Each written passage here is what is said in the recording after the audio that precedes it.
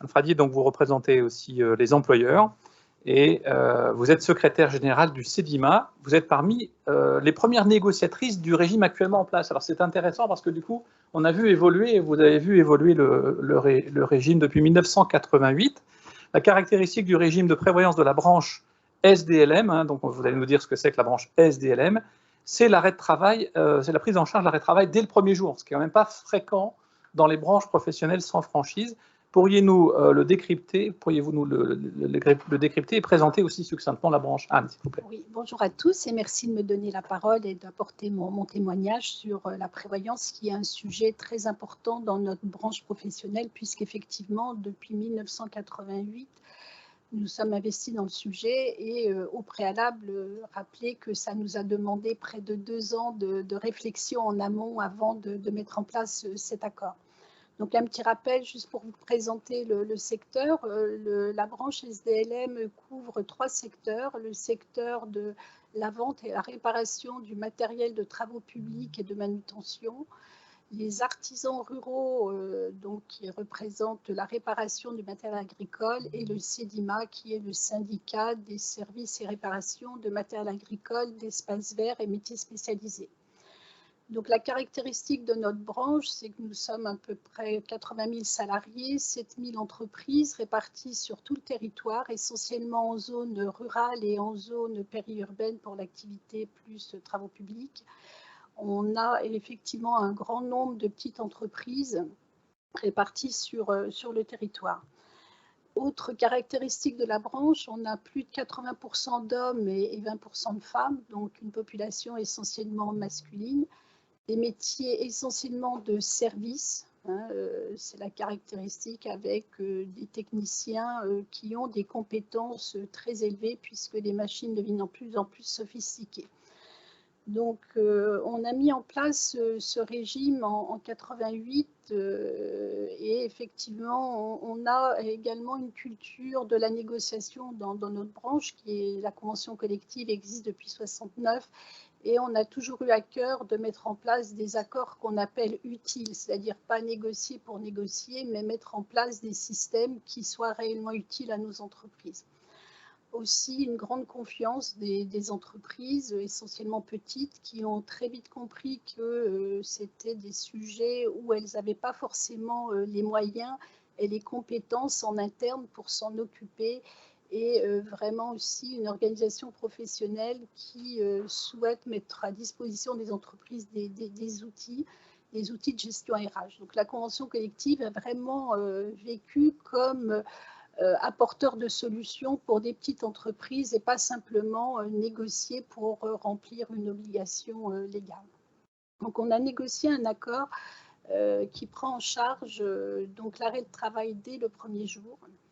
Alors bon, moi on voit dès le premier jour parce qu'une population essentiellement masculine, qui s'arrête très peu, et quand par contre les gens s'arrêtent, c'est qu'il y a vraiment un souci.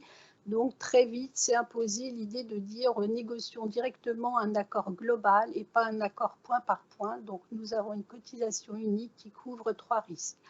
Nous avons donc une cotisation qui est de 1,75 pour les non-cadres, qui couvre la tranche A et la tranche B, et donc pour les cadres 1,75 plus 3,85 au-delà de la tranche B. Alors je sais au-delà du plafond puisqu'on ne parle plus comme ça, mais voilà, moi je suis restée sur les anciens termes.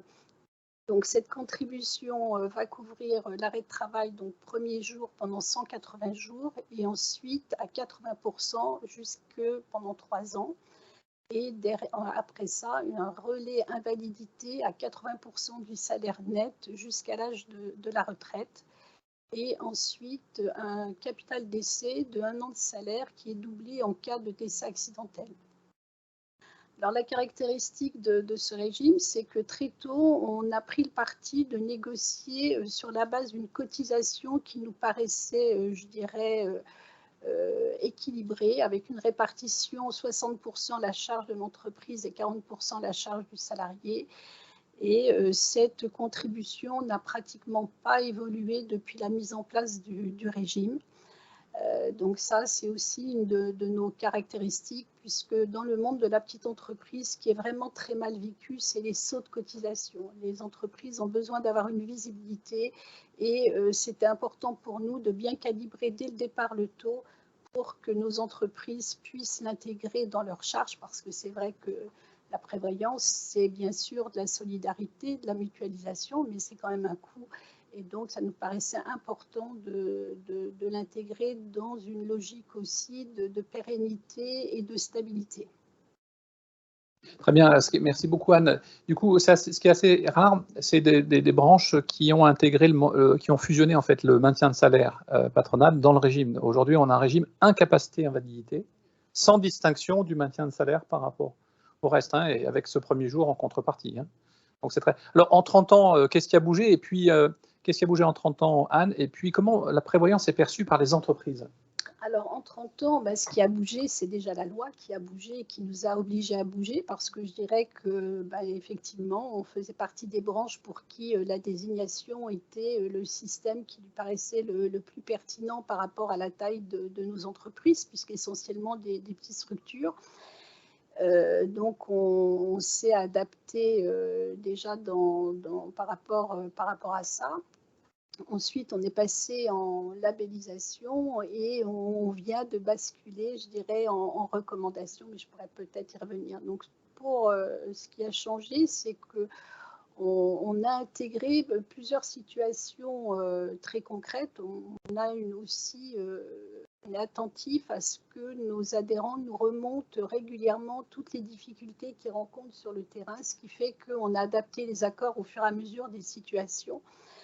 On a intégré très tôt, par exemple, la possibilité de percevoir le capital d'essai, y compris d'être couvert pour le capital d'essai, y compris en cas d'arrêt de travail sans salaire. Donc, ça, c'est quelque chose qu'on a intégré assez rapidement.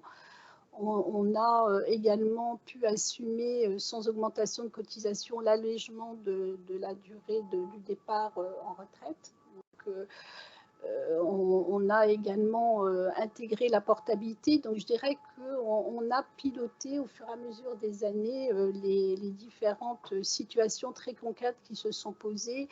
Et ça, et là, c'est aussi un travail en commun avec AG2R, hein, sans à-coup de cotisation. Et pour nous, c'était aussi là aussi une réussite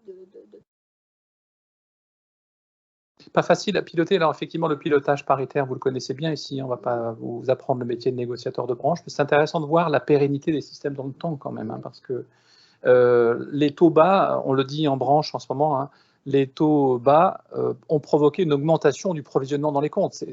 Le choc, tout à l'heure, Alexandre Lagache parlait d'une inquiétude notoire, hein, sur le dérapage des arrêts de travail. Pour le moment, court. Chaque mois passant, on essaie de savoir si ça va devenir long. Ça crée des provisions, mais les taux d'intérêt bas ont mécaniquement augmenté la charge de provision dans les comptes. Et les régimes de branche encaissent les différents mouvements réglementaires, hein, comme ça a été dit. Ça fait aussi, ce qui me paraît important, et ça a été dit plusieurs fois par les intervenants, c'est qu'on est attaché à former les négociateurs, parce qu'effectivement, en 30 ans, il y a eu quand même beaucoup de négociateurs différents qui sont venus, je dirais, en commission paritaire. Et le premier mot qu'ils vous disent quand vous parlez prévoyance, c'est compliqué, j'y comprends rien. Donc ça, effectivement, il faut vraiment prendre le temps d'expliquer. Et on s'est entouré d'un actuaire, d'un avocat conseil. Et le 29 janvier, vous voyez, on refait une formation d'une journée pour l'ensemble des négociateurs, aussi bien patronaux que salariés, pour expliquer comment ça fonctionne, parce que bon, c'est vrai que c'est peut-être un peu compliqué, mais quand on se donne la peine, je crois qu'on comprend très vite où se situent les points de vigilance à avoir dans un régime de prévoyance.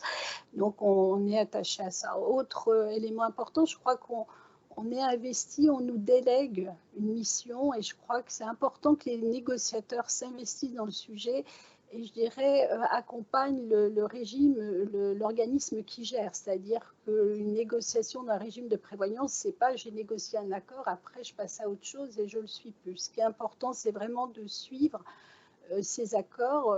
Chaque année, on a un comité de gestion et d'être vraiment vigilant et de réagir régulièrement. C'est vrai que la tentation pourrait être de dire on confie le régime à un organisme et on s'en décharge. Et je pense que ça, c'est une erreur et c'est peut-être aussi ce qui peut-être peut expliquer autant d'interrogations sur les régimes de prévoyance, parce que je pense que si chacun s'investit et se donne la peine de comprendre, on a des entreprises, des salariés qui nous confient des cotisations et c'est un devoir pour nous de le gérer en bon père de famille. Et je crois que ça, c'est vraiment pour moi quelque chose de fondamental.